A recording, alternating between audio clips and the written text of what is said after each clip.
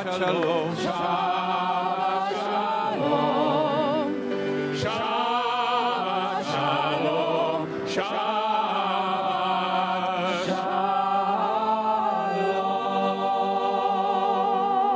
Shalom. Shabbat Shalom. Shabbat Shalom. It's wonderful to join together as we celebrate welcoming this day of rest, this day of holiness, this day of joy, and this day on which your senior rabbi becomes a bar mitzvah. Again. A day for rejoicing in training rabbinical students in pastoral care, and I know I'm very grateful to all of you for being here. Some of you have come from around the corner, others have come from around the world or the other side of the country. It's great to see so many familiar faces here and some new faces as well. And we have people online also, and we're thankful to have them joining us. I want to mention in particular some representatives of Hebrew Union College. In the Jewish community, there is an alphabet soup of organizations, and our rabbinical school really holds up its weight because HUCJIR is the official six-letter acronym, Hebrew Union College, Jewish Institute of Religion, on 4 campuses, Jerusalem, New York, Cincinnati, and in Los Angeles, training rabbis, educators, cantors, communal service workers, researchers, and scholars in religion and related subjects.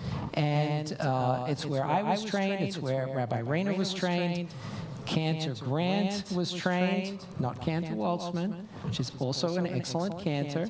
And she is ordained. And she is ordained. And Rabbi Miriam Phillips also trained both as a rabbi and an educator at Hebrew Union College. And representing the college, we have, I want to make sure I don't miss anyone, Andrew Rayfield, the president. We have Josh Hollow, the vice president of academic resources.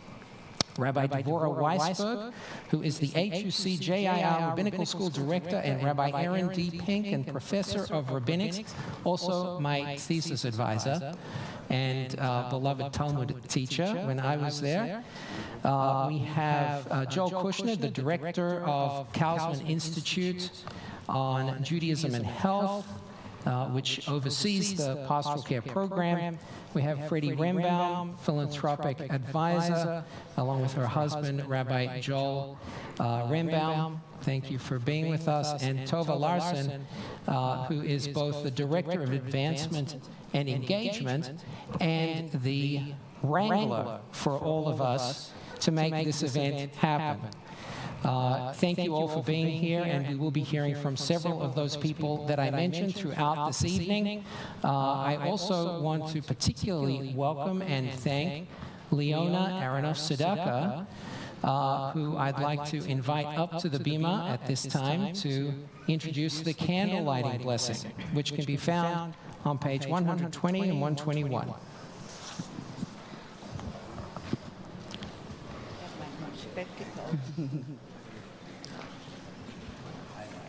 I went for you. You really did. Okay, hold this mic close. You want me to hold it for you? No, I can hold it. As these Shabbat candles give light to all who behold them, so may we, by our lives, give light to all who behold us. As their brightness reminds us of the generations of Israel who have kindled light, so may we, in our day, be among those who kindle light.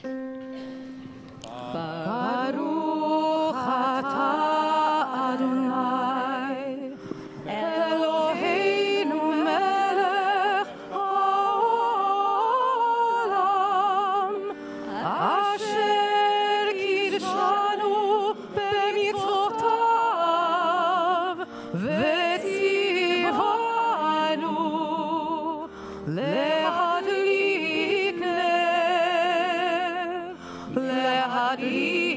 נר של שבת.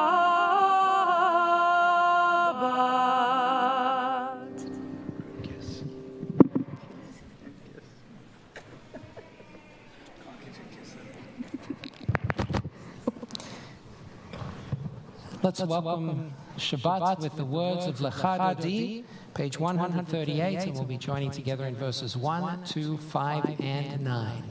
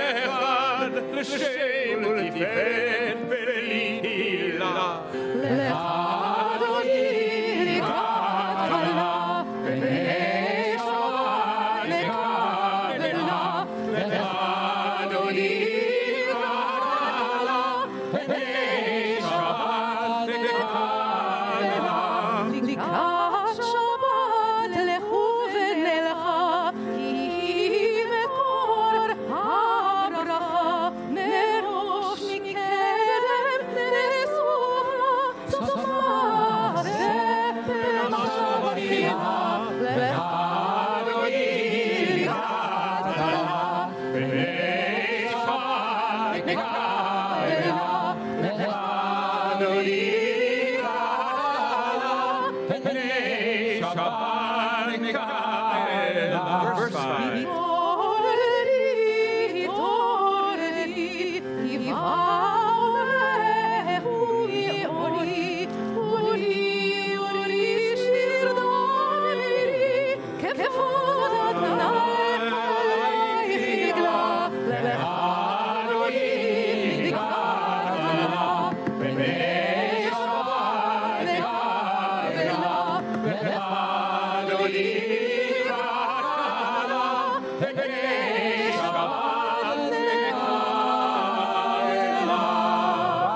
Final verse.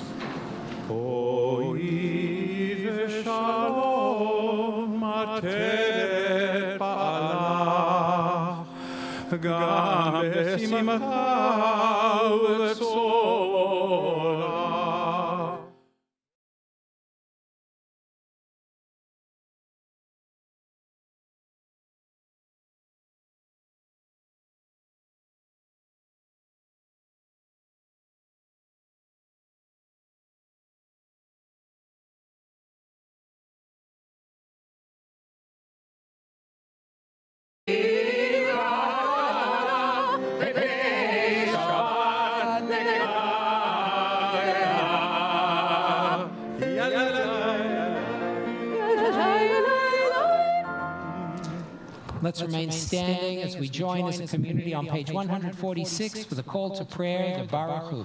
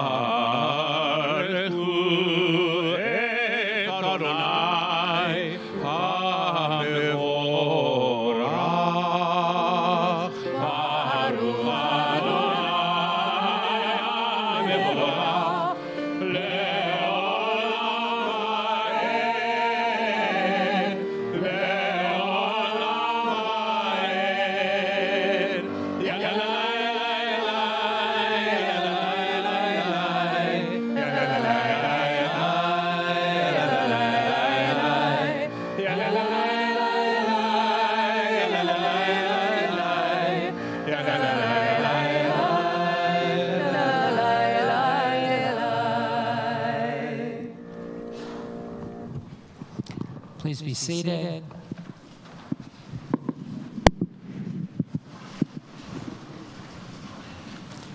On page 149, at the top of the page, let's read the first reading together. Praise to you, Adonai, our God, from whom the evening flows. Your wisdom sets the way on which time and season lie. Your breath guides the sail of the stars. Creator of time and light. You guide the currents of day and night. As heaven spans to infinity, you set a course for eternity. Praise to you, Adonai, our God, from whom the Baruch atah Adonai, Hamari v'aravi. Amen. Page 150.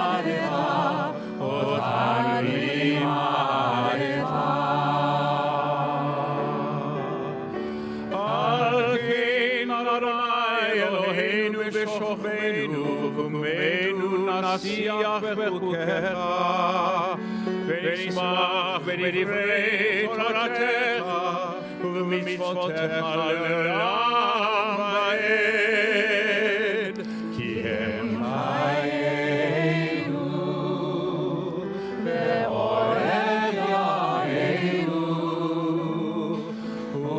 ובהם נגד יום ולילה, נגד יום ולילה.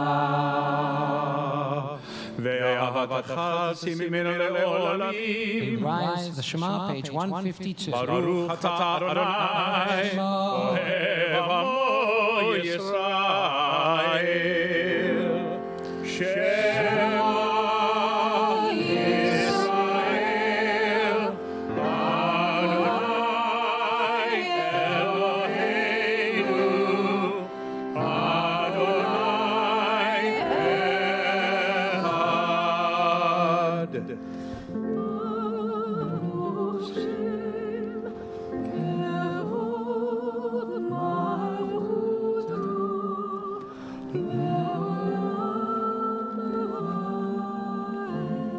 Page 154.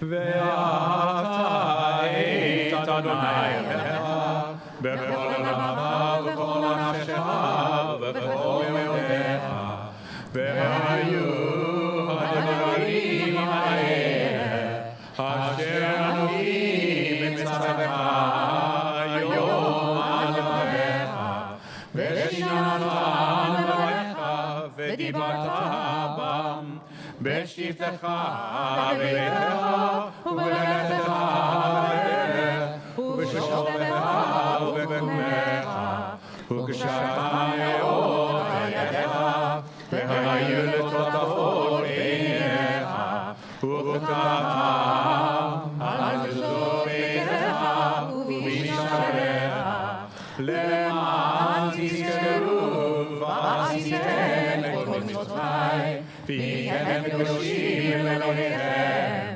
אני אדוני אלוהיכם, אשר הוצאתי אתכם מארץ מצרים, להיות להם אלוהים. אני אדוני אלוהיכם. Please be seated.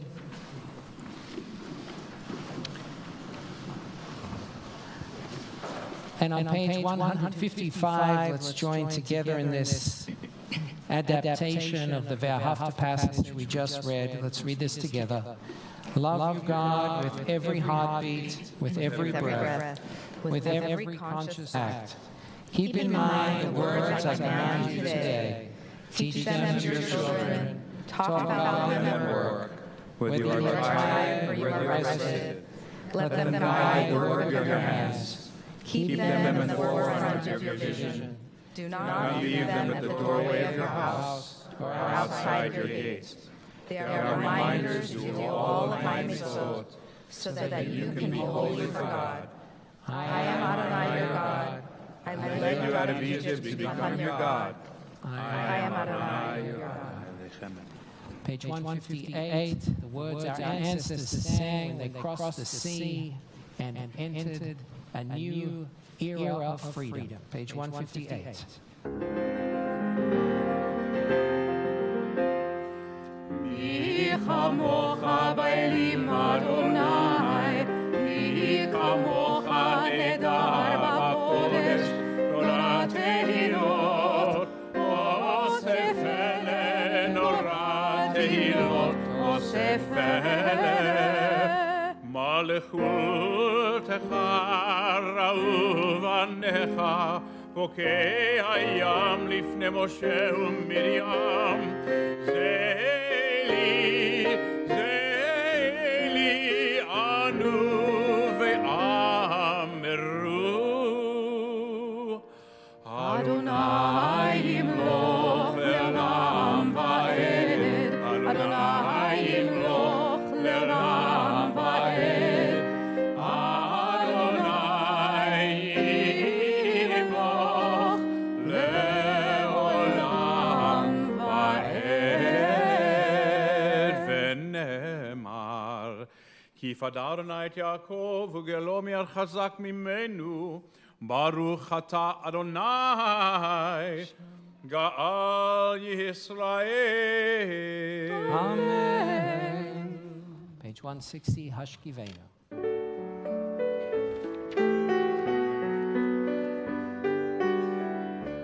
השכיבנו אדוני אלוהינו לשלום, והעמידנו שומרנו לחיים.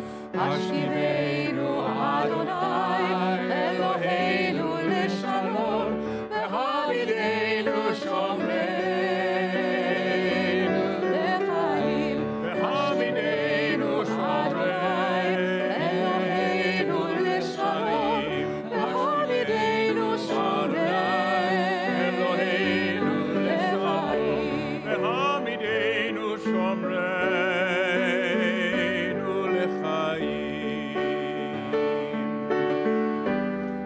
ושמור צאתנו ובואנו לחיים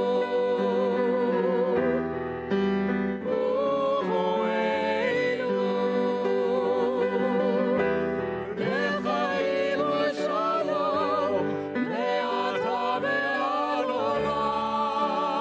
עולם.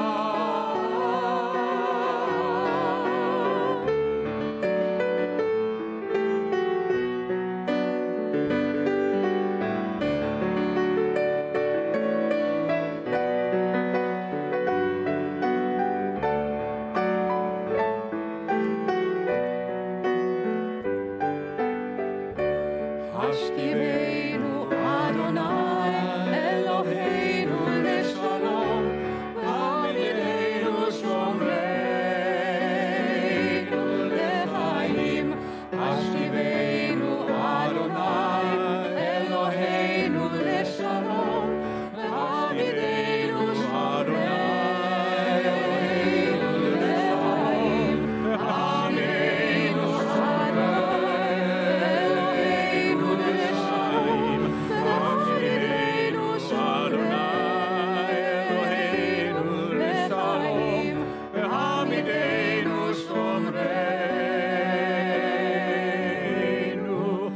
לחיים.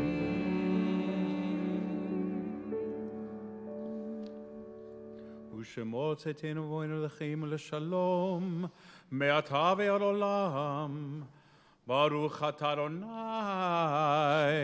הפורש סוכת שלום עלינו ועל כל עמו ישראל ועל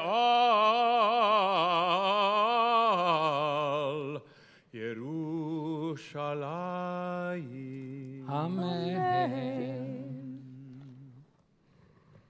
Now, Vashomer is on page 162, but you don't need your books. So you can place your books in the pews in front of you. If you're able to stand, please rise. And if you're able to lift your hands above your shoulders, please do so. And Paul's going to give us the rhythm.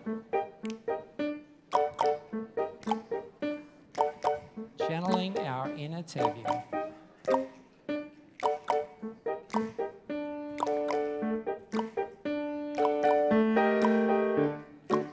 ושמרו בני ישראל,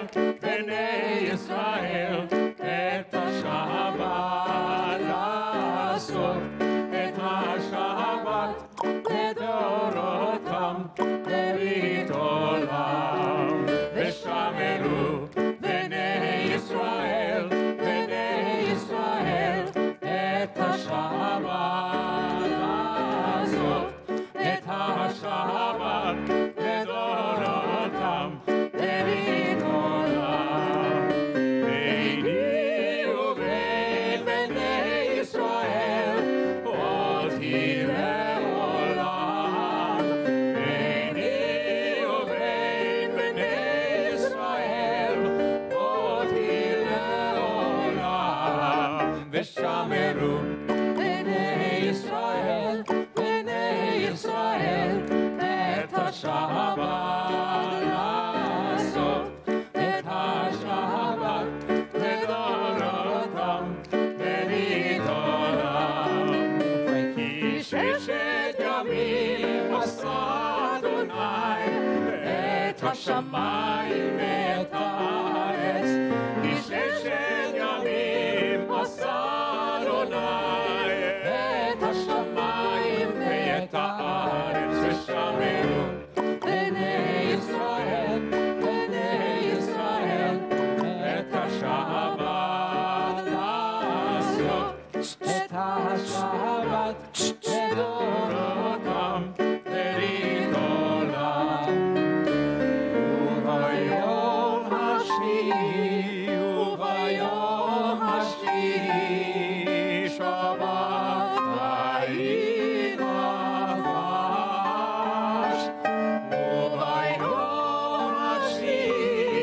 וביום השביעי שבת ויהי נפש. וביום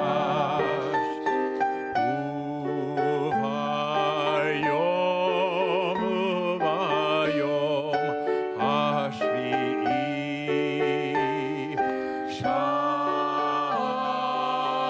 שבת ויהי נפש. ושמרו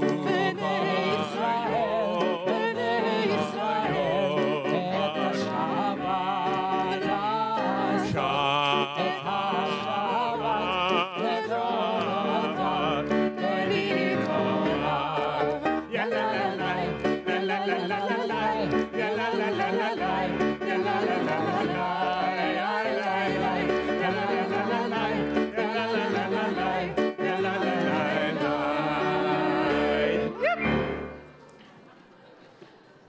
Now that we've warmed up, we're ready for our tefillah, our central prayer, page 164. Remain standing. Back in our books, page 164, the tefillah.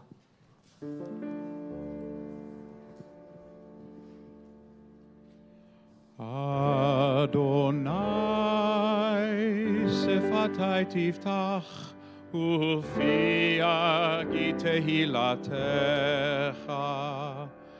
Baruch atah Adonai Eloheinu ve'Elohei avotenu ve'imoteinu, Elohei Avraham, Elohei Yitzchak, ve'Elohei Yaakov, Elohei Sarah, Elohei Rivka, Elohei Rachel, ve'Elohei Leah, Ha'el Hagadol, Hagibor ve'Hanora, El Elyon, Gomer Chasadim Tovim, ve'Konei Hakol, ve'Zocher Chasdei Avot ve'Imahot, ומביא גאולה לבני בניהם, למען שמו באהבה.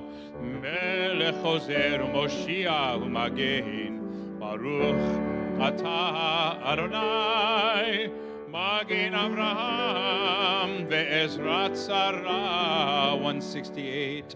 אתה גיבור לעולם אדוני, וחיי הכל אתה רב להושיע, מוריד הטל, מכלכל חיים בחסד, מחיי הכל ברחמים רבים, סומך נופלים ורופא חולים, ומתיר אסורים, ומקיים אמונתו לשני עפר. מי כמוך בעל גבורות ומי דומה לך, מלך אמת ומחיה ומצמיח ישועה, ונאמן אתה להחיות הכל.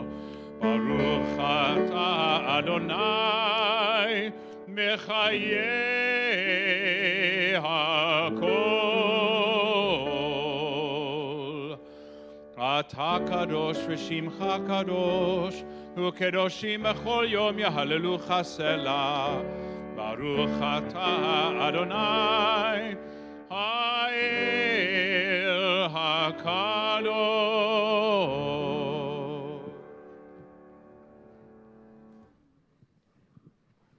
Please be seated.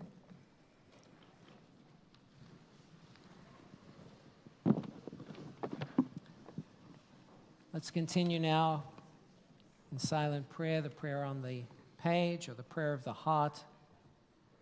Let's take a few moments for silent reflection.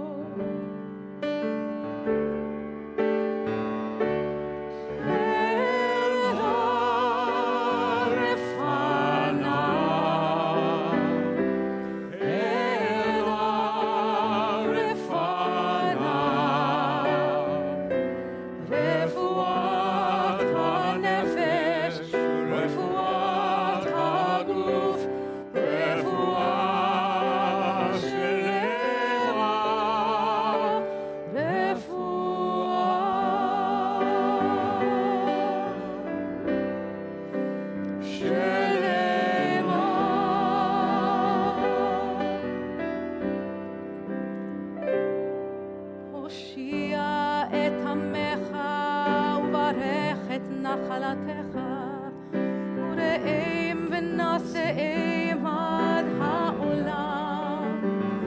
נשברך אבותינו, נשברך אמותינו, אנא אדוני הושיענה.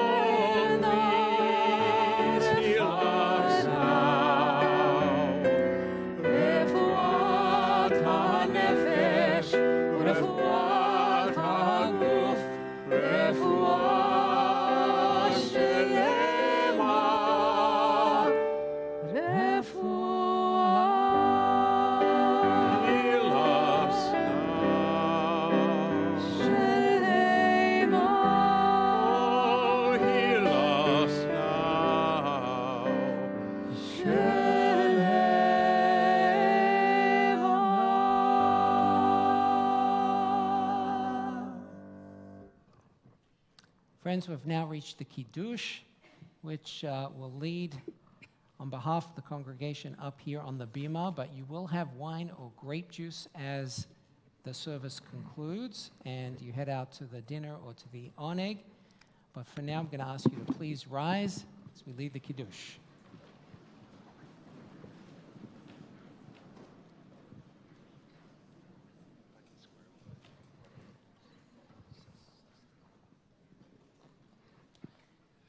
ויהי ערב ויהי בוקר יום השישי, ויחולו השמיים והארץ וכל צבאם, ויכל אלוהים ביום השביעי מלאכתו אשר עשה, וישבות ביום השביעי מכל מלאכתו אשר עשה. ויברך אלוהים את יום השביעי ויקדש אותו, כי בו שבת מכל מלאכתו, אשר ברא אלוהים לעשות. ברוך אתה אדוני אלוהינו מלך העולם, בורא פרי הגפן. ברוך אתה אדוני אלוהינו מלך העולם, אשר קידשנו במצוותיו ורצה ושבת קודשו באהבה וברצון הנחילנו, זיכרון למעשה וראשית, כי הוא יום תחילה למקראי קודש, זכר יציאת מצרים. כי באנו בחרת ואותנו קידשת מכל העמים, ושבת קודשך באהבה וברצון הנחלתנו. ברוך אתה אדוני מקדש השבת. לחיים. לחיים.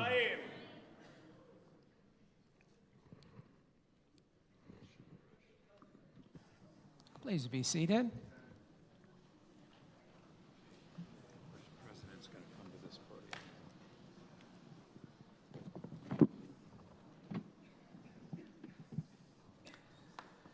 I opened by welcoming you all to my bar mitzvah again. There is a little bit of truth to it, because I was thinking this morning, and it only hit me this morning, that this is actually, we're heading into the 13th anniversary of Raina and my return to this congregation. And so this is our bar bat mitzvah year here at Temple Bat Yahm. And so it's appropriate to be referring to it in a way that connects with that. But since it is kind of my bar mitzvah, I'm going to hand over to someone else to impart the wisdom of our sages in the next few moments. And I'd like to invite Andrew Rayfeld, the president of Hebrew Union College Jewish Institute of Religion, to come up and share with us a few words from the Cantor side, since that is the location with the microphone. The bar mitzvah boy Thank you, first. thank you, thank you. That's great, yeah, thank you. Shabbat Shalom, everyone. Shabbat Shalom. What a joy, what a delight it is to be with you today. And I have to tell you, the joy that the Ruach, the spirit that is here, is just such a testament to Rabbi Gersh, your leadership, and the entire leadership of this team that you have. Rabbi Zilberman, Cantor Grant, Rabbi Gewirtz, Rabbi Phillips, Cantor Waltzman, even not from HUC, phenomenal. And Rabbi Hillel Cohn, who I know is part of the community and a close rabbi of Leona. I've just elevated you to clergy as well. The staff who has supported, and I want to just give a shout out to Mark Gollner, Adrian Cohen, Hillary Rosen, ML Bordelon. You make this congregation what it is, such a spirit, such a sacred community. And it is really such a joy and an honor for me to be here, so I thank you. In just a few moments, when we get back to the service, we're about to chant the Aleinu prayer. And the prayer is complicated for us as Reformed Jews because it begins in its traditional formulation by thanking God for making us a nation that's separate, that's distinct from all others. Shelo asanu kegoyei haratzot, v'lo samanu k'mishpachot ha'adamah. We are thanking God for lo asanu, for not making us like the other peoples and families of the world, to make us distinctive and apart. Uh-oh.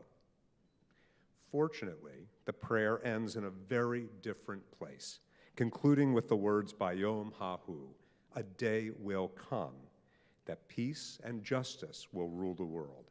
As we've interpreted it as a Reformed Jews, quote, let the time not be distant, O God, when corruption and evil shall give way to integrity and goodness, when superstition shall no longer enslave the mind, nor idolatry blind the eye. And suddenly we see that the distinctiveness of our particularness, of our particular people, our particular community, the singularity of who we are, is somehow related to our universal goals of justice and peace for the world. The wisdom contained in our liturgy is profound, that the path to those universal ideals begins by tending to our own, in its most extreme form, caring for one individual at a time. Friends, we are here this evening to celebrate Rabbi Gersh Zilberman and to recognize Leona Aronoff Sadaka and her support for the establishment of Rabbi Gersh and the Hebrew Union College Fellowship Pastoral Internship Program called the Rabbi Dr. Gershon Zilberman Pastoral Internships, which were established to recognize and honor the dedication, leadership, and impact of Rabbi Gersh during the COVID pandemic for his congregation, Temple Bat Yahm. Rabbi Gersh's work in this community embodies the very wisdom of the Aleinu prayer that we together will say in just a moment. For he tended to each individual in need, each individual who appeared in front of him, one person at a time, those in pain, those who were sick and in need of healing, a parent for a caring or ailing child, a person simply isolated and on their own. Were this work merely to provide comfort, we would say Dayenu. It would have been enough. But the work of Rabbi Gersh sustained this community. It was part of the necessary steps towards healing our world at such a critical moment for all of us, moving us from Lo Asanu, from the separate, to Bayom Hahu, to that day that will come. Now, how exactly does this happen? Well, the great medieval Jewish scholar and fellow physician, Maimonides, in his Laws of Mourning, writes that, quote, whenever one visits the sick, it is as if one has taken some of the burden of sickness upon oneself, upon themselves, and relieved the patient of it. Or as Leona has said, quote, no one in our congregation knows what it is like to be alone because we've got Rabbi Gersh. We've, notice, Leona, I will say, your elevation, we, the congregation, not I, not them, but we've got Rabbi Gersh. Through each phone call, Zoom meeting, email, card and letter, and even very careful visits, Rabbi Gersh cared magnificently for this community. He recognized that the rabbi's role is not only spiritual, it's not only intellectual, it's not only organizational and motivational, but it's practical, caring for your mental well-being by ensuring your social and emotional care. And friends, neither is Rabbi Gersh alone or this congregation. Thanks to the investments of so many, like Leona and others, he was joined in this work by thousands of our alumni, of other inspiring graduates of our programs. Clergy like Rabbi Zilberman do not emerge fully formed from the womb,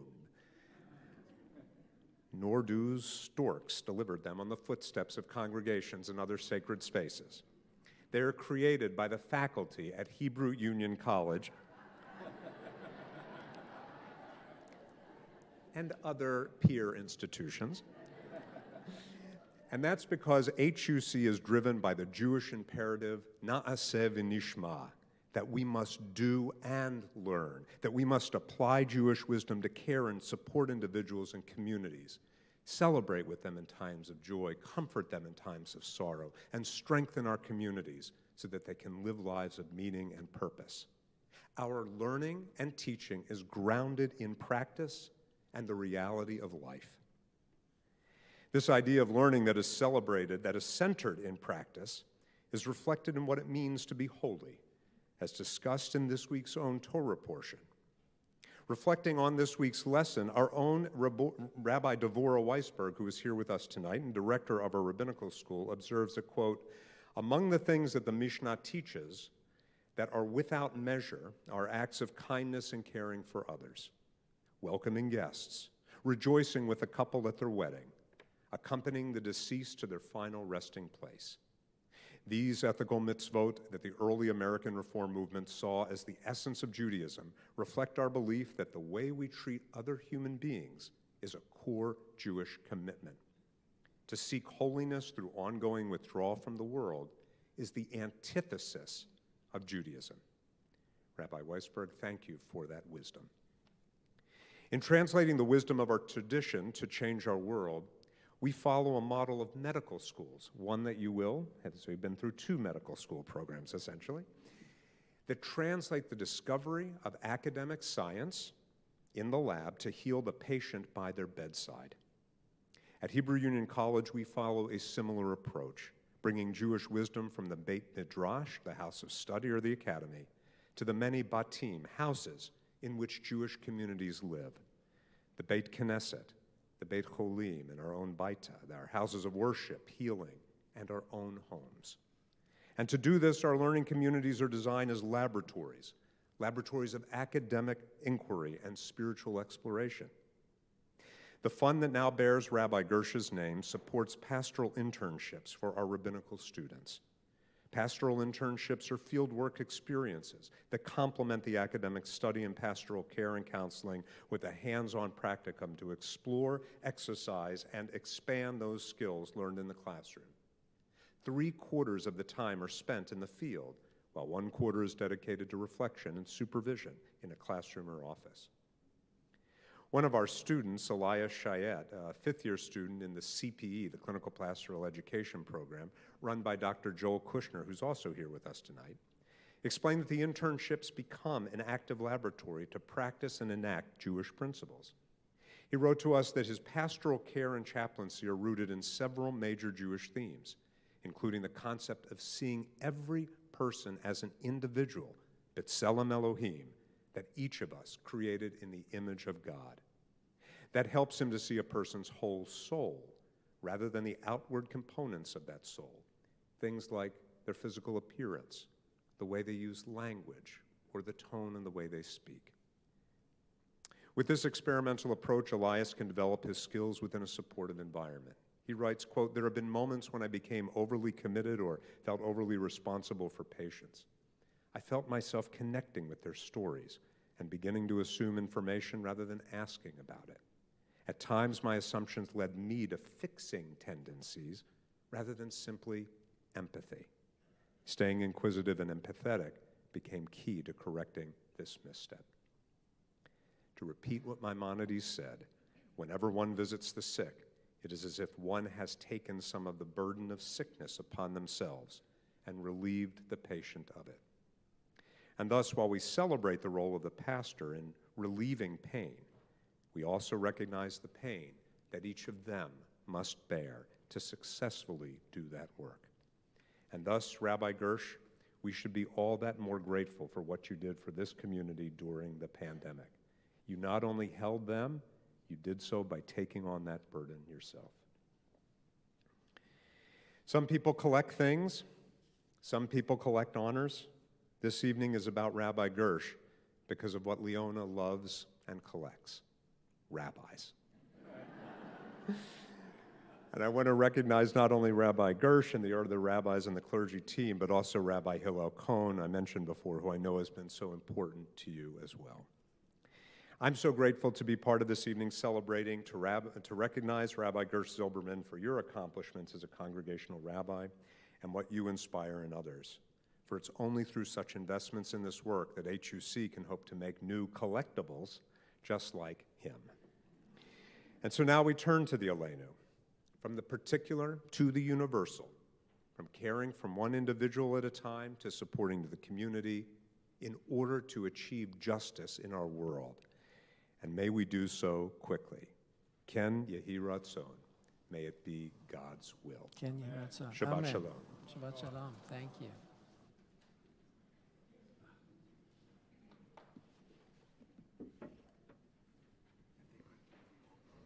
And we do turn now to page 586 for the Aleinu, and I'm pleased to call upon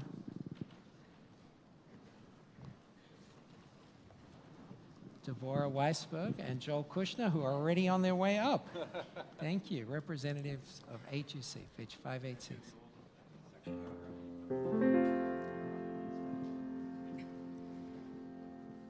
עלינו לשבח אדון הכל. זה בראשית, שלא עשנו כגויי הארצות, ולא שמנו כמשפחות האדמה, שלא שם חלקנו כהם, וגורלנו ככל המונם. ואנחנו קוראים ומשתחווים ומודים לפני מלך מלכי המלכים הקדוש ברוך הוא. ונאמר והיה אדוני למלך על כל הארץ ביום ההוא יהיה אדוני אחד ושמו אחד.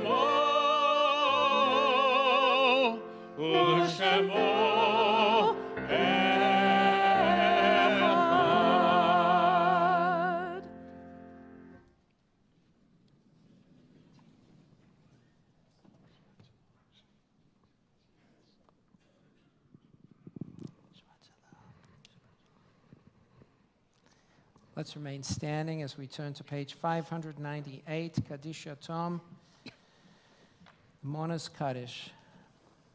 This Shabbat, we're in the Shiva mourning period for Adam Inlander and Diane, Helene, Ruthman. This Shabbat, we're in the Shloshim mourning period for Grace Deutsch, Jacqueline Besharar Anvar, and Alan Reed Monger. This Shabbat marks the yahrzeit, the anniversary of the deaths of Michael Sully Besikoff, Bernice Chaikin, Francis Greenberg, Irvin Frankel, Renee Fried, Dr. Eugene H. Galen, Gertrude Goldberg, Nikolai Jaffe, Bezjat Khalili, Lawrence Lennon, Irving Marlin, Maynard Rothbart, Harry G. Saltzman, Katie Samek, William Weiss, Yosef Yazdidabar, and Sadie Zolt. And this past week was Yom HaZikaron and Yom HaAtzmaut. Yom HaZikaron, day for remembering the fallen in Israel in defense of the state of Israel. We think of them as well. Zichronam Livracha, May the memories be for a blessing, page 598, together. Yitgadal, Gadol v'yitgadash shemei Rabbah, be'alma divrach hirutei v'yamlich malchutei, b'chayechon uvyomechon u'chaye dechol Beit Yisrael, ba'agalau v'zman kariv v'imru amen.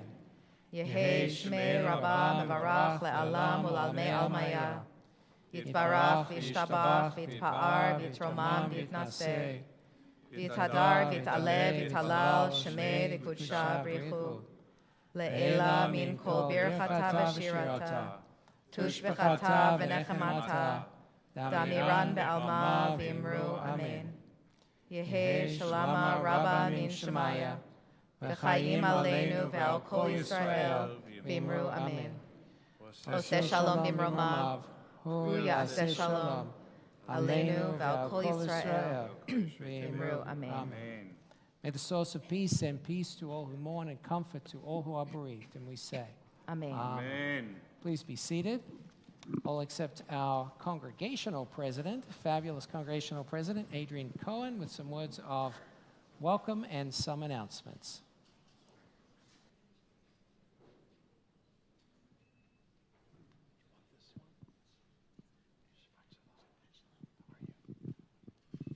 Shabbat Shalom, everyone.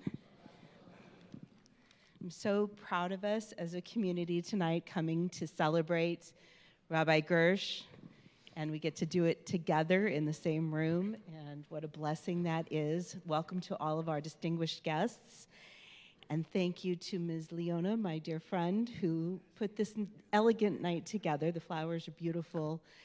She and Rabbi Gersh are people who make this world a better place every single day. It's something we all strive to do, but they are accomplishing, so thank you. And thank you to our amazing staff who worked really hard to put this together. I'm not going to name everybody, but you all know who you are. Paul Zuhl, thank you for the beautiful music, and our fantastic ushers who are here all the time doing such a great job.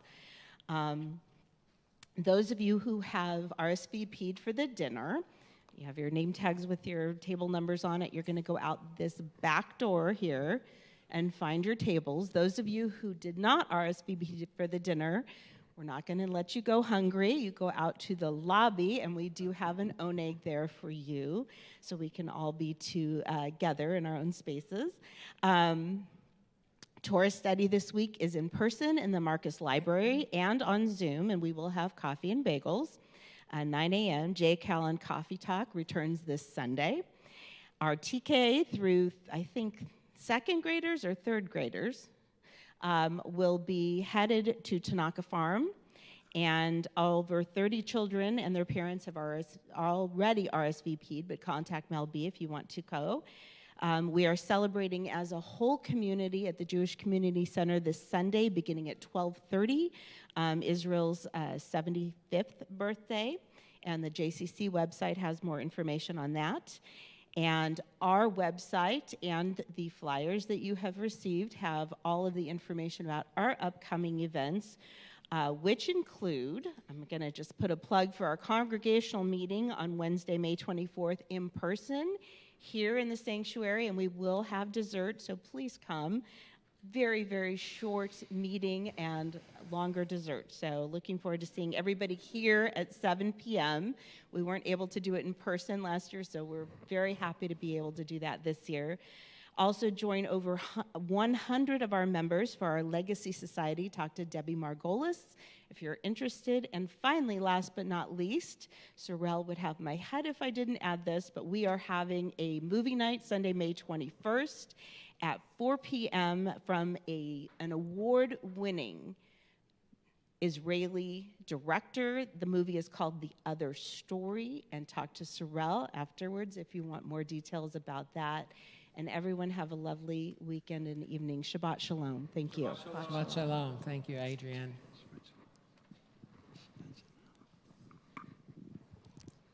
Our closing song is Adon Olam, page 625. And as you rise, we're going to proceed the closing song with the blessing for the counting of the Omer as we count from Pesach to Shavuot.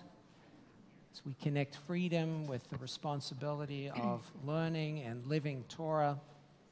Baruch atah Adonai Eloheinu melech haolam asher kiddushanu b'mitzvotav v'tzivanu al sfirat ha'omer hayom tisha yamim shehem shvuah achat u'shnei yamim lo omer. Today is, that's not the right day. I counted the wrong number. Hayom shlosh, that seemed too little. Hayom shlosha ve'esrim yom shehem shlosha shavuot u'shnei yamim lo omer. That's better.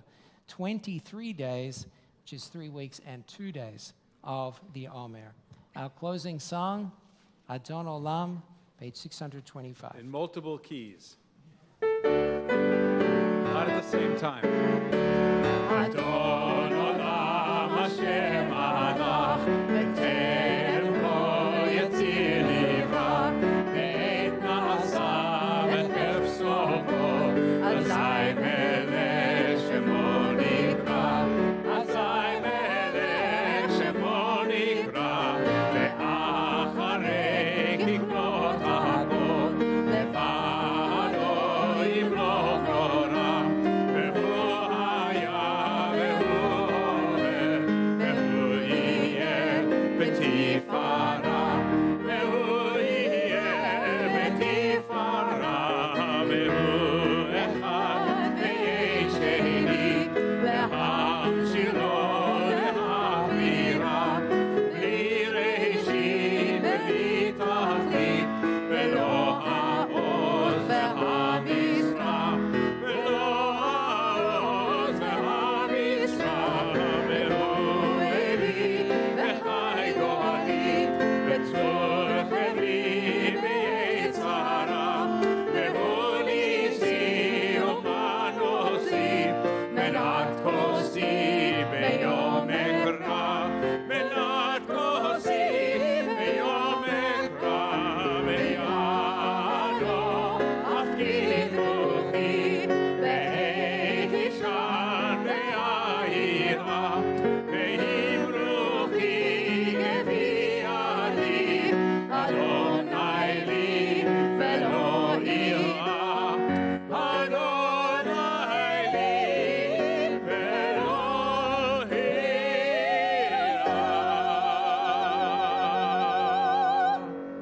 We thank God for bringing forth bread from the earth, saying, Baruch atah Adonai Eloheinu melech haolam hamotzi lechem min haaretz b'tei avon. B'tei avon, good Shabbos. Shabbat shalom, Shabbat You're shalom, staying for the dinner, it's to your right. If you're joining us for the oneg, it's to your left. Shabbat shalom. Thank you for being here.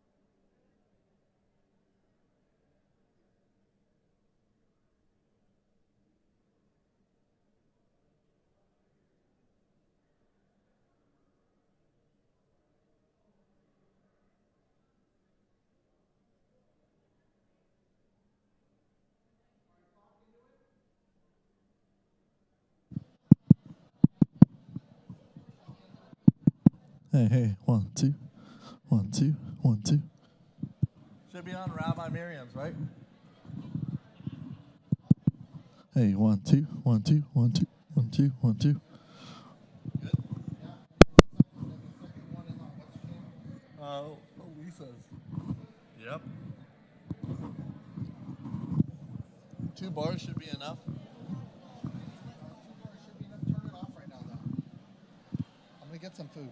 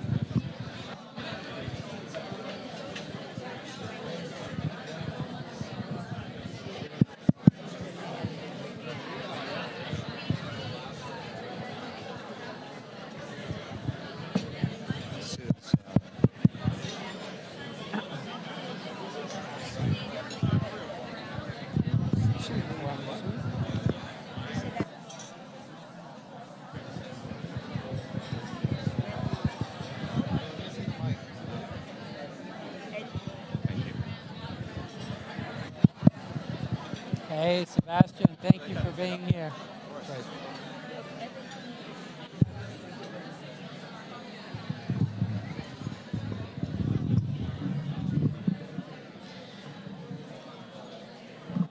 Shabbat Shalom, everyone.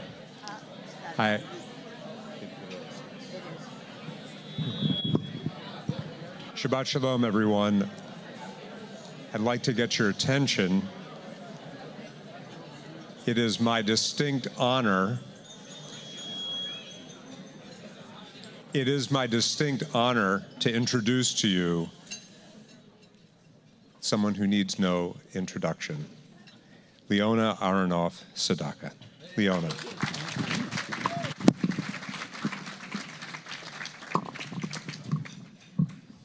Oh, this is really sticking out.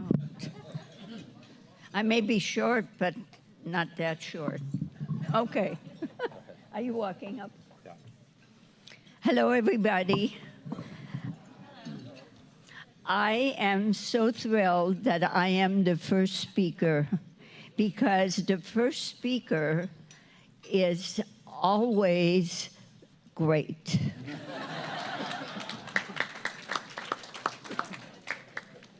But first, I really need to say thank you to the three musketeers of Temple Bat Yahm. And they are Mark Gullner,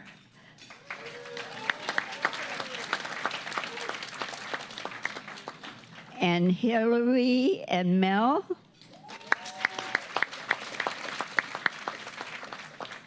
I want you to know we normally do not have a fireplace on stage. But I wanted a fireplace because there's going to be a fireside chat. And how can you have that without a fireplace? So I said to Mark, I need a fireplace. And he says, do you want it to work? And I said, yes. So everybody really appreciate the fireplace, and it's all for Mark. Thank you.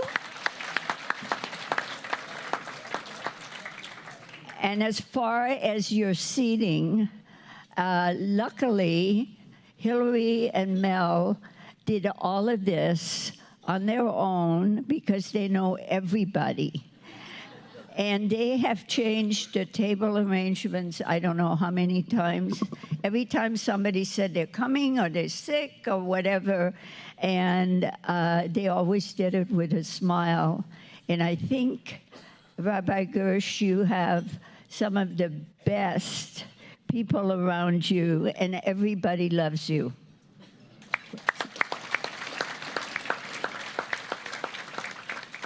So now we're getting to, how do you honor your rabbi? This was really difficult for me because I wanted to be very clever. And I thought I would start with Z for Zilberman. And I got zany, eccentric, bizarre. That didn't sound very good to me. I went to Y, yak, someone that talks at length. Oops, you never said that about a rabbi, ever. Though you keep your sermons rather short, which is kind of nice. So I will just come up with some words that I wanted from the heart and that your congregation thinks about you. It's not in alphabetical order. You're remarkable, talented, warm, dedicated, humble, fantastic, tremendous, exceptional, perceptive, insightful, integrity. You're a doctor, rabbi, but most of all, you're a mensch.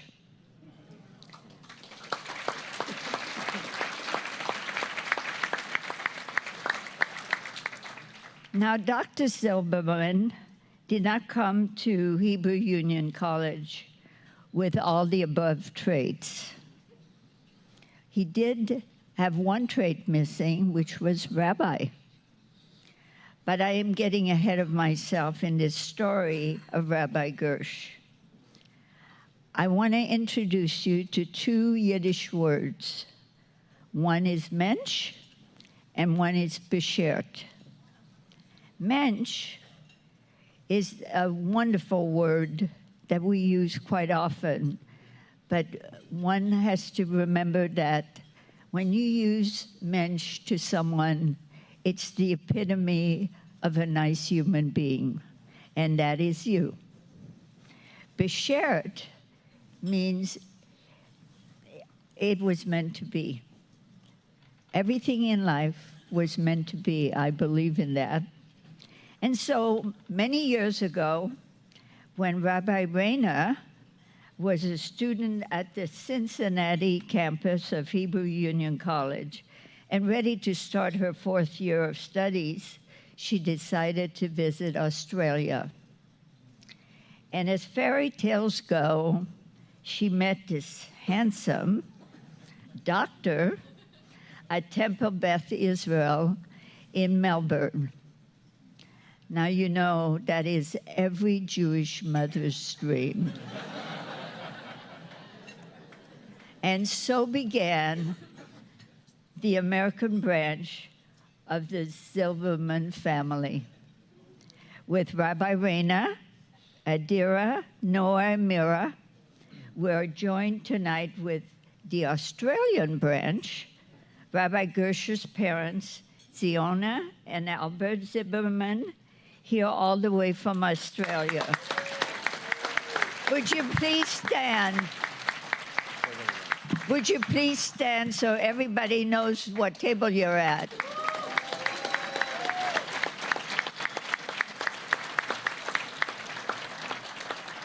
Thank you.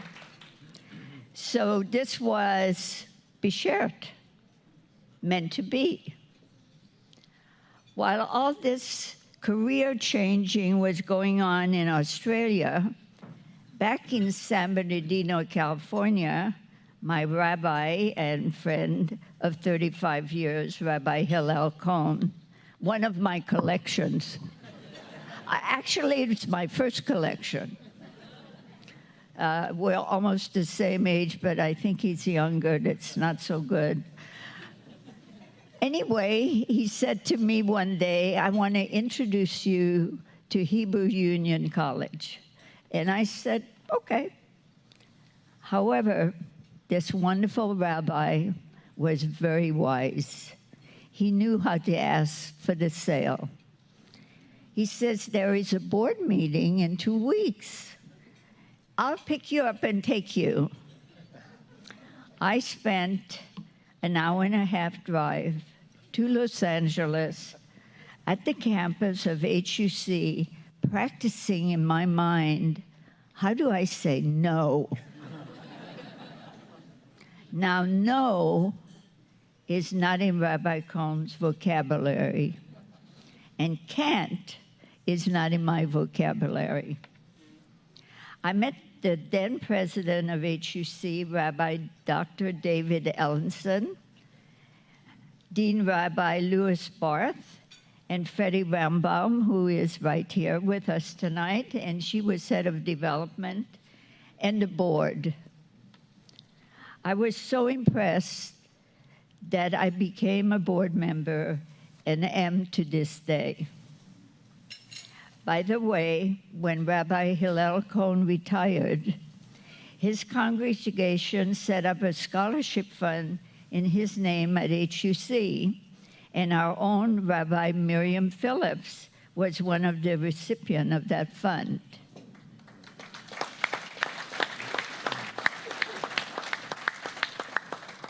That's when you said, it's beschert, it was meant to be. After personally being the recipient of Rabbi Gersh's special care on more than one occasion, I realize how fortunate we are to have someone that has knowledge of the workings of hospitals and the care needed as individuals. especially during an unexpected pandemic. When I expressed my concern about having an advocate in a hospital setting with the advent of the HIPAA laws and having to switch to a hospitalist when you enter a hospital, to our dear friend Kathy Weiss of blessed memory. She was the head of the development department of HUC. She started questioning me. Since not all of us are lucky enough to live close to our children or have family, an advocate is essential. The doctors you have faith in are now left outside the hospital, and you are turned over to a doctor that really doesn't know you. Kathy Weiss and Dean Josh Hollow asked me to come up with the funds to create a pastoral internship program, which I wanted to name in honor of Dr. Rabbi Gershon Zilberman for his dedication, leadership, and impact of our rabbi during the COVID pandemic, for his congregation and Temple Bat Yahm. It was Bishert, meant to be. As you remember in your sermon on Rosh Hashanah, Rabbi Gersh, God does not expect us to finish a project, but he expects us to start. Bishert, it was meant to be. Thank you. Leona, thank you so much. Rabbi Zilberman, could I please invite you up?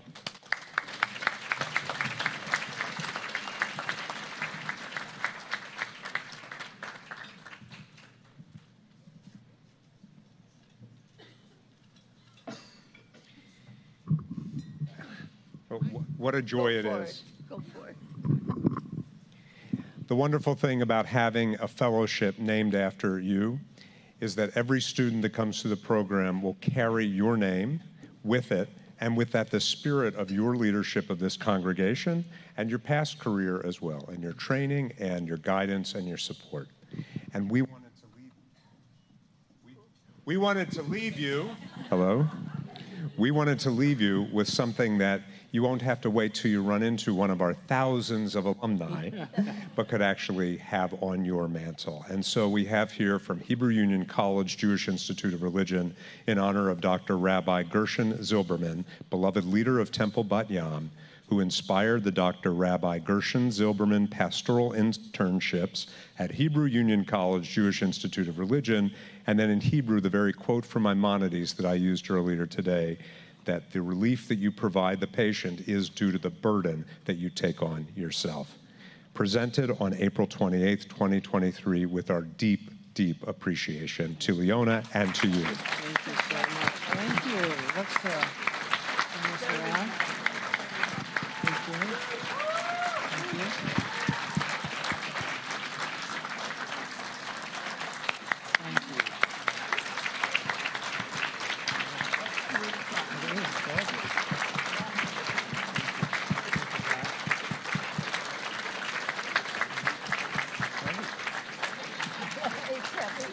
And there is a Talmudic dictum that you should never let someone of great honor go home empty-handed. And so for one last presentation, I want to turn this over to our dean, Dr. Joshua Holo. Josh? Thank you. Welcome. Good evening. Shabbat Shalom. Shabbat Shalom. We have the pleasure and the honor of bestowing tokens of our appreciation to both of you for tonight. Two beautiful books that are connected in another B'Sher way with another board member, which you will see beautiful pictures of the land and the people of Israel. For both of you, we have one for each of you. I would like to say one more word, that the gift is indeed one of appreciation, but speaking both in my official capacity, but also individually to each of you, a gift of friendship, and what your friendship has meant to me and yours to me, each of you supporting the Hebrew Union College and its mission with your love and your senses of purpose and dedication. So on behalf of all of us, thank you again.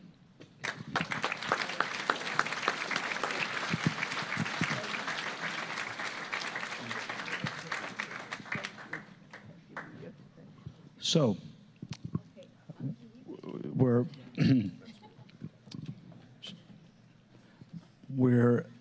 going to now move into our program. So I'll ask President Rayfeld and Rabbi Gersh to have a seat and call up my friend and colleague, Director of the Rabbinical School of the Hebrew Union College Jewish Institute of Religion. I can say that really fast, by the way. I have a long history of saying it.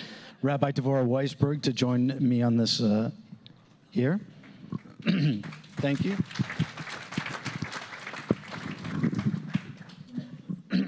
Excuse me. We're going to kick off a conversation, a fireside chat, which I would like to introduce briefly to frame for you the content and the ideas that we will be sharing today around the fireplace. Come time, good. We'll have microphones available. Friends, welcome to our inauguration of the Dr. Rabbi Gershon Zilberman Pastoral Internships. Thank you for joining us, and not only in this celebration, but more importantly, in recognizing the work not only of your beloved rabbi, but indeed of the thousands of HUC alumni who transform Jewish learning and Jewish commitments into the physical and spiritual care of their Jewish communities. You have heard from one of our current students, Elias Shayet, in President Rayfeld's Devar Torah a few moments ago. Elias came to HUC cognizant of the rabbinical burden that his community was already putting on him, even as a rabbinical student. He understood that he desperately needed and indeed received education and training to be an effective pastor, both as a student and now, in a few short months, as a rabbi. In fact, as we also heard from President Rayfeld, you just got two promotions in one fell swoop. In fact, this kind of capacity doesn't simply emerge. Our rabbis have to learn it and practice it. Elias, our student, soon to be a rabbi, writes, quote, "I was asked to hold space for the unexpected feelings of so many when I myself had those very same questions. Through participating in the Dr. Rabbi Gershon Zilberman Pastoral Internship Program, however, I was able to gain valuable skills and expand my knowledge to enrich my rabbinic practice." And he goes on to call this pastoral education life-changing, as he learned to serve those in need of both physical and spiritual comfort. Tonight, it is my pleasure to frame the urgency and power of this work and the education that undergirds it with this panel here tonight. We'll hear from your very own Rabbi Gersh, from Hebrew Union College Jewish Institute of Religion Rabbinical School Director, Rabbi Devorah Weisberg, and HUC JIR President Andrew Rayfeld. We'll close the evening with Dr. Joel Kushner, Director of the Kaufman Institute on Judaism and Health, who runs our clinical pastoral education program. Now, to our panelists.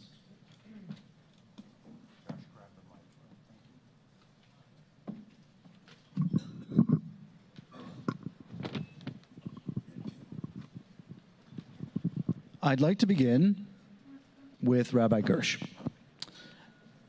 Gersh, talk to us about the raw necessity, the sheer needfulness and urgency of the pastoral role, both from your experience recently in COVID, as we heard about, the president mentioned, as a doctor and as a rabbi.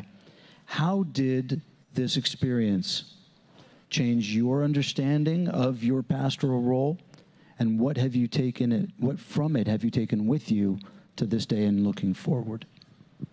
Thank you, Josh. If I could just begin by reiterating my gratitude for all of you being here tonight, especially the HUC faculty, those who've come from far away, including my parents who got the standing ovation they deserved. And Leona, in referencing the way I came to meet my bride as Beshert, you were absolutely right. You could not have nailed it even better. The problem is, she thought she was getting a doctor. And each Yom Kippur, I have to say a little al chet for doing the switcheroo. But it really is because of the inspiring example that Raina laid out for me, because she is my senior rabbi. She was a rabbi 4 years before I was, although I am older than her. I want to be clear about that. Some of you may have recalled that from a High Holy Day sermon. Much older than her. But indeed, it was Beshert. And part of Beshert is the notion in the book of Genesis. Early on, we hear that God realizes, Lo tov heyot ha'adam levado. It's not good for a person to be alone. And pastoral care is about finding antidotes to loneliness and being alone. When we're ill, even if we're surrounded by people, it's very easy to feel alone. When I worked as a doctor in a major teaching hospital, I had all kinds of scientific instruments and remedies at my hands that I could help improve the health and well-being of my patients. But time after time, it was clear to me that the biggest malady they were suffering from was loneliness, which arose because of a lack of community. And part of the many reasons that I decided to pursue the rabbinate was that synagogues are all about making community, connecting people together, and being the antidote to aloneness. So when COVID hit, to get to your question, in those first intense weeks and months, we were all forced into aloneness. And I think we were not unique as a congregation in discovering how important it was to connect people together. Happened to be at a time in human history with extraordinary technological tools at our disposal. Suddenly we found Zoom. Somehow WebEx missed the opportunity. I don't know why. Apparently that had been the big thing, but who knew? And it was really Beshert that COVID happened when we had the tools available. Just last week, I had the honor of being in Northern California. It was a sad honor to lay to rest a woman who was 2 months shy of 100. And she was levado, alone, in her big house for most of COVID, in her late 90s. But she wasn't levado, she wasn't alone, she wasn't levad, because she joined every Zoom program that we had here at Temple Bat Yahm. We know, those who are regulars know I'm talking about Gracie, Grace Deutsch of blessed memory. We just finished her Shiva period. She Zoomed in, and so many others Zoomed in daily. And as much as maybe I brightened their day, they brighten my day 100 times more. To see Grace there with a smile, with the Hawaiian background, and the palm trees swaying, and the waves lapping, was really a great pleasure.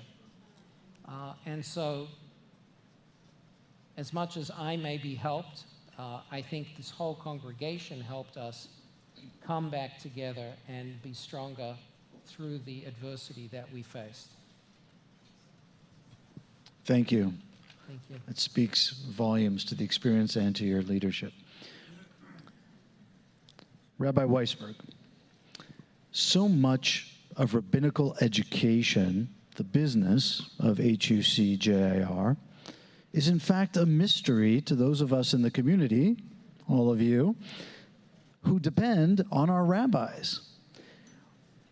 When we think about the centrality of the rabbi's pastoral role, what do we as a community need to understand about the broader educational context of educating and training clergy for the world?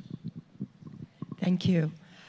We keep rabbinic education a mystery because it helps with recruitment.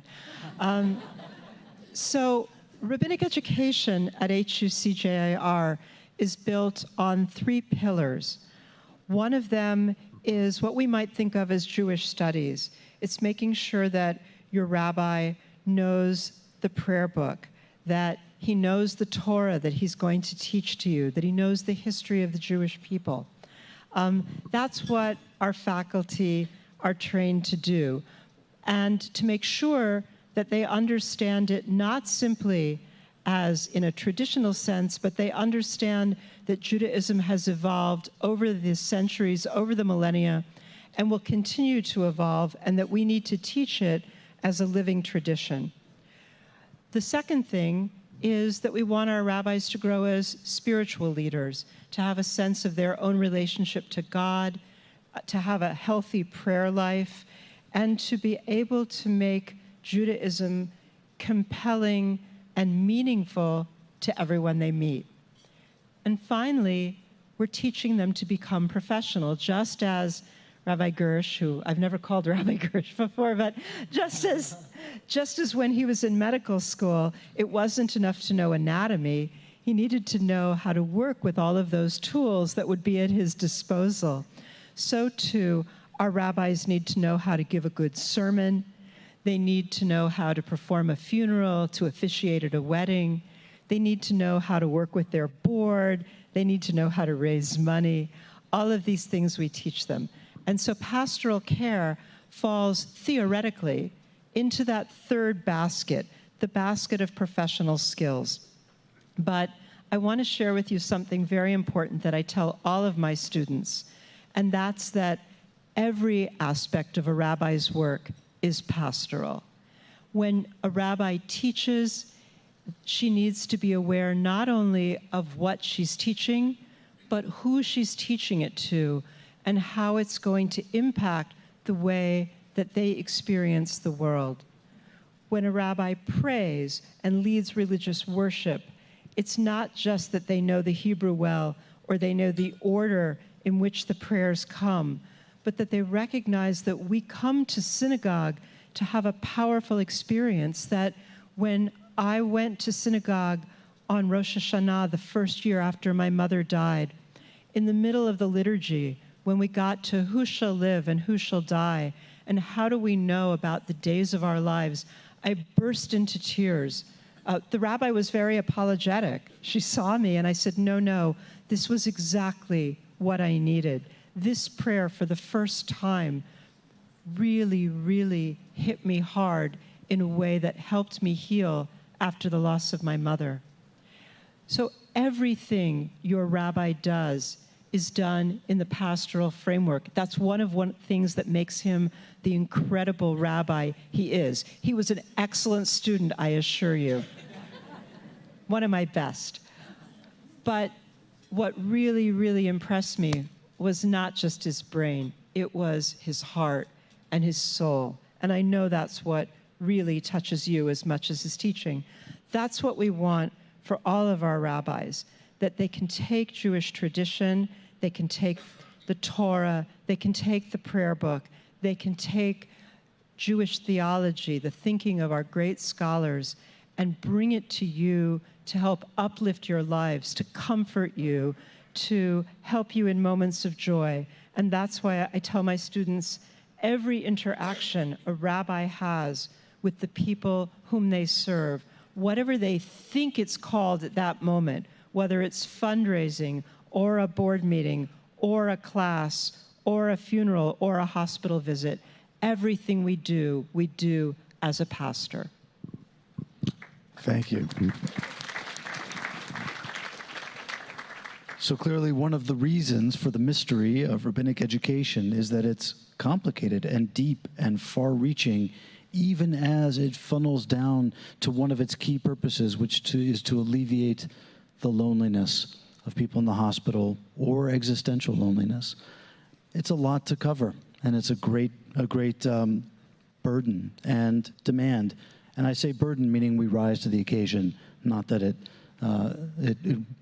wears us down. For these deeper human truths, I think we can trust that they are somewhat eternal, or at least as eternal as the human species. But in a social context, things are changing. And I'd like to ask President Rayfeld that in this context of constant human tapestries, the truth is that clergy education also has to change with the times. And we in the Reform movement in particular embrace this fact. We rush to greet the challenges of a changing world in our service to Jewish life. President Rayfeld, how will clergy education change to meet the needs of our future rabbis who will, despite all those changes, never cease to hold the hands of our people at the bedside, in the hospital, and in times of need? Josh, thank you for the question. Thank you also for all of your engagement and your rapt attention. I hope I can keep it. I'm just looking at all of your eyes, and that's amazing what you do with this place, Gersh. First of all, we're fortunate in the crafting of a curriculum. Curricula in any educational institutions are constantly going under review, and for good reason. Because as soon as you're done the curriculum review, you want to start it again, because things are always changing. That's at HUC, that's at your undergraduate and graduate institutions. And we're very fortunate that Rabbi Devorah Weisberg, along with Rabbi Joe Skloot, who's in New York, are working diligently to come up with, to launch our next curriculum. I will tell you the three things that we are thinking about as we think about this moment, what to respond to, are the fact that our students are changing, the careers and the community they're going into is changing, and the modality, the way in which we teach and deliver that education is changing. And it's changing in ways that a lot of people have a lot of angst about. Oh, there's decrease this, there's decline that. But I think we have to stop talking about all the angst about decline and start to understand that we're going through a massive societal transformation of how people are seeking meaning and purpose in authentic ways tied to their tradition. So it's not, it is, if you look at the old ways that people engaged, you can talk about decline. We are choosing to look at it in terms of the potential for answering the transformation that's happening. So I want to look at each of those things, the students, the careers in the community, and the modalities, just very quickly, because we really want to hear from your rabbi. Number one, the students are changing. First of all, anyone here a Gen Z-er in the room? Okay. They could come up and do this panel better, apparently, because apparently they do that. There's a certain confidence about Gen Z. There's a certain ownership of their education and ownership of the world. So first of all, they're coming in with a different mindset that's shaped by social media, that's shaped by the internet and by the digital world. Number two, in addition to Gen Z, we are seeing, you just laid to rest someone who's 100 years old practically. My mother, God bless her, is 94. My father is 97. And they are incredible human beings. And we are seeing people live lives longer and longer. I could do this job for another 20 years, and I would still be younger when I ran for president than either of the likely two candidates running. Now, what's curious about this is that we're seeing career changes, not just from the medical profession, because you were the path breaker, but we need to be expecting that so that a diversity of students and the kinds of students that are coming from different, they're not simply ones from the movement, which they have been 20, 30 years ago. Number two, where they are going is changing. The American Jewish world in particular is under a massive transformation. Denominations are not as sticky and firm. Congregational life is different than it used to be, and they are looking at different ways of serving the Jewish people. That includes, number one, still in congregations, 2/3 of our students continue to go into congregations as their first job. That sounds like a lot, but it's actually low. It's not 80%, it's not 90%, it's only 2/3. And that is an illustration that many of our rabbinical students are preparing for careers, either directly as pastors in hospitals, in the military, as chaplains, and other way as entrepreneurs shaping the Jewish world into the future. And number three, so we are preparing them for these diversity of careers. And I really liked, it was either what Josh or what Devorah said, that every rabbi, no matter where they go, they have to show up and they carry with them pastor. Because when you meet a rabbi, unlike a doctor who is also a kind of a pastor, when you are meeting a rabbi, you are projecting onto him, onto her, onto them, a sense of expectation, an immediate connection and trust tied to your Judaism. And then finally, the modality of education is changing. We're no longer preparing to deliver it merely in the classroom. What COVID has taught us is that there's huge potential to meet people where they are. If you're a 35-year-old lawyer in Seattle, Washington, and you realize you don't want to be a lawyer anymore, you spent 10 years, it was a fulfilling career, but you want to do something different. You have a spouse, you have children, you have property that you own. You can't go to Cincinnati, you can't go to LA, you can't go to New York. We now have the technology, and it's only going to get better and more immersive.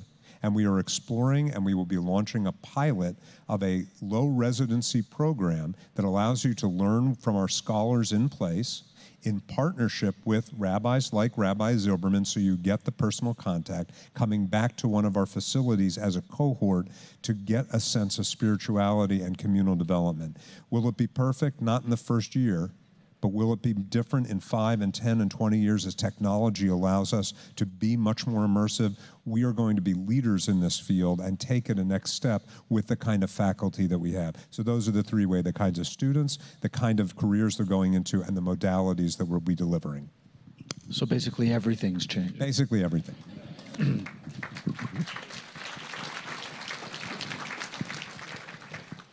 I'd like to ask one question to share among all of you. Everyone knows that in some measure, all religions and all clergy traditions have pastoral traditions and pastoral obligations. In fact, 95% of the time when you say the word pastor, you probably mean a Protestant clergy person. In common parlance in America today. Of course, pastor here means the person who is taking care of you. And in this regard, of course, we know that the rabbinate, as we've just been learning, is intrinsically tied to this work. I would like to ask each of you to weigh in on your thoughts about the specific and unique or characteristic quality of the pastoral role that comes from Judaism as opposed to the world at large. What does Judaism as a civilization, as a religion, as a set of beliefs, as a covenant, as a story, as a people, bring to this role of the rabbi, the pastor, so that the pastor can bring it to all of us? Well, I would say two things. I would say that Judaism as a religion that says that Bikur Cholim, right, visiting the sick, is a mitzvah. It's not just a nice thing to do, it's something that we're called upon to do as part of our tradition. The other thing I would note is that if we look back at last week's Torah portion, which I know was not anyone's favorite, Tazria Mitzora, we learned that when a person was ill and in isolation, the priest was expected to go out to where this person was in isolation and to bring them back into the community when they were healed. So I think that we have a very strong tradition of seeing care for people who are suffering as something that our leadership is expected to do. And I think that by the way, a lot of the training our students do in hospitals is not denominational. Our students train with Christian clergy, with Muslim clergy, but they bring to it a theology and a sensitivity in texts that are uniquely Jewish. I learned this when I was in the hospital after giving birth, and a lovely Protestant chaplain came to visit me and handed me a little card that was a psalm. In my sorrow, I cried out to God, and I thought, I just had a baby. Wrong card. No comment on that one. I didn't say it. I just thought. You thought, all right. Rabbi Zilberman? So I want to respond in two ways. Solidly agree with everything that my teacher just shared. But two other ideas that come to mind. First is that one of the Hebrew terms for a synagogue is a Beit Knesset, place of gathering. I laid to rest earlier this week a woman who just a couple months ago was able, despite a long-standing medical condition, to attend her great-niece's bat mitzvah. And in all the family eulogies, it was clear that that possibility of being together with family for a simcha, even though she was not able to get around herself, she could get to the dance floor and in place kind of dance with the bat mitzvah girl. That lifted her. We talked about visiting the sick, providing relief from their suffering, but to be able to be embraced by community may not be uniquely Jewish, but it's certainly a central pillar of what we aspire to be as a community, as a Beit Knesset, of bringing people together, not just to go visit in the hospital, but to bring people together for wonderful occasions, Shabbat, and so on. The other tags with what Rabbi Weisberg was saying, I'm so used to calling you Devorah, it's like falling over ourselves, is the theology of Judaism is strikingly, in some cases, different. When I am counseling a family that is struggling to make a choice between the health of the mother and what would otherwise have been a welcome new addition to the family, the conversation that we have is theologically very different from the kind of conversation that leaders of other faith communities might have, and provides a level of comfort if the choice goes in that direction that perhaps other faith traditions couldn't provide in that setting. And in other settings, I was recently, some time ago, at the bedside of someone who was near the end of life. And the caregiver, who was wonderful, is from a different faith tradition and was in charge of administering the palliative medication to ease the suffering of this person. And the caregiver talked about how the suffering that this person was undergoing was taking the sins of all the family members with her, and he was comforted in the thought that her groans and her discomfort meant that the ones being left behind would have a lighter soul and fewer sins to carry around with them. I immediately called the family and said, she needs more morphine, because she was not being adequately cared for in that moment, not because the medical directives were wrong, but because the caregiver was operating with a different theological framework. And so there are some uniquenesses there.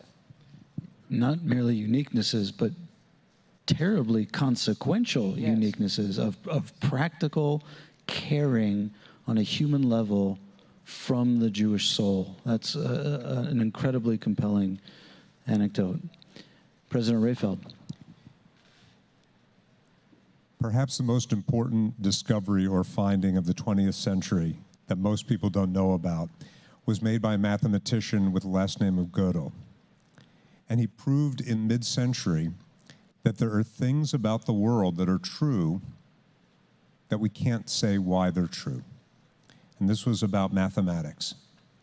And in an influential article, speaking of the theology that was just mentioned, I think it's Gordon Tucker from JTS, ties that to a principle of Jewish law, of what Jewish law does and doesn't do in terms of theology. And I'm speaking, I'm sure, in abstract ways that you can't track, because I can barely track the argument. But the point is that there are things that are true that we cannot prove about the world. And this is tied very closely back to Plato's philosophy, and it's baked into Maimonides' philosophy, and it's baked all the way through into Jewish life today. And I think most profoundly in Martin Buber's idea of the I and thou relationship, that when we engage with another human being, we have to treat them as an embodiment of the divine and not merely an object for our own purposes and means. Can I prove that? I cannot. Do I know it's true? Absolutely.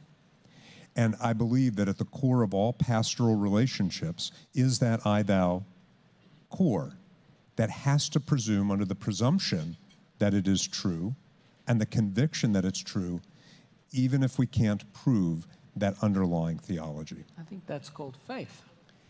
Of a sort. I would like to begin the process of wrapping up our evening by taking the moderator's privilege here to share a perspective of my own in relation to you, Gersh. Maimonides, the great 12th century philosopher and doctor whom we've cited a number of times tonight, teaches us that when you visit the sick, you are supposed to lower yourself physically to the head height of the person presumably laying down, even to the point of yourself laying down, if that's what it takes to establish eye level between the two of you. Because when you're sick and vulnerable, you don't want someone towering over you, which diminishes their power to comfort you. Rather, you want to look eye to eye in the person who's coming to visit you so that you can be seen. To me, tonight, I think of you, Gersh. Every time I encounter you, I feel like you want to see me and you're happy to see me and you share this spirit with everyone around you, as is obvious tonight. And your love and your compassion and the warmth of your Jewish soul clearly comes through in this key pastoral task. And regardless of whether one literally lowers one's head to the level of the bed or not, I think it is fair to say that we here can attest, by virtue of being here, that we feel seen and comforted by you. Thank you.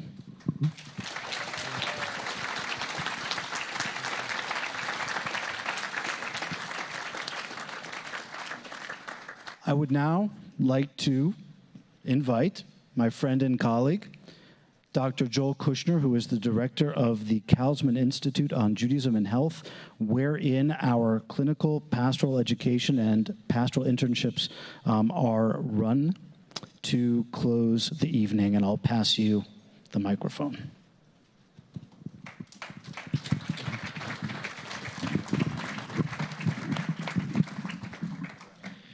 You've all been a wonderful group today, so I'm going to be brief since we have been here for quite a while, an enjoyable while. I'm Joel Kushner, and I'm trained as a psychologist, a chaplain, and a spiritual director, and it's really my privilege to manage our students' pastoral internship program, where they do 400 hours before they are ordained, most commonly in a hospital setting. And when they finish that, I ask them to write a letter to the people that make it possible for them to do the training. So you've heard about this mythical student, who's not mythical, but Elias Shayet frequently. And I want to quote just a little bit from the letter that he wrote to Leona. Dear Leona, as I began my rabbinic studies and took on internships, I found myself asked to support congregants in ways that were beyond my own lived experiences and fell beyond the walls of Torah. Stepping into CPE, clinical pastoral education internship, was life-changing. I came into my CPE internship with the knowledge that pastoral care would play a part in my rabbinate. During my CPE training, I got to practice how I personally handled that so I could be available to support others in need. I'm looking forward to taking these skills with me as I step out into the world as a rabbi and begin my chaplaincy with the Navy. Thank you again for making this program available to me and my fellow HUC college students. In gratitude, Elias Shayet.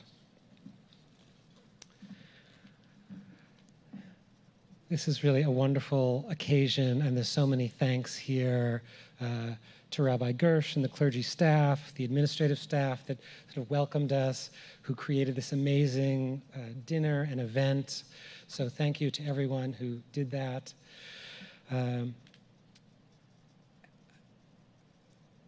Thank yous. I want to just notice a cycle, or rather a spiral. We've heard so many of the traits of Rabbi Gersh, and in just some conversations tonight, how he texted someone on their birthday, or on his sabbatical, reached out and said, "How are you doing?" to someone who had been ill. And I'm sure that there are many, many stories that all of us could tell here. So that generosity, that spirit inspired Leona, who told some of the stories here. And in turn, that led to her generosity to establish this internship program. And then what that is going to do is that's going to train the next generation of students who get to do some of your children, maybe a clergy person for you in the future, or your children or your grandchildren. So I just want to appreciate and thank Gersh and Leona for creating this ongoing cycle for really the Jewish people. Thank you so much.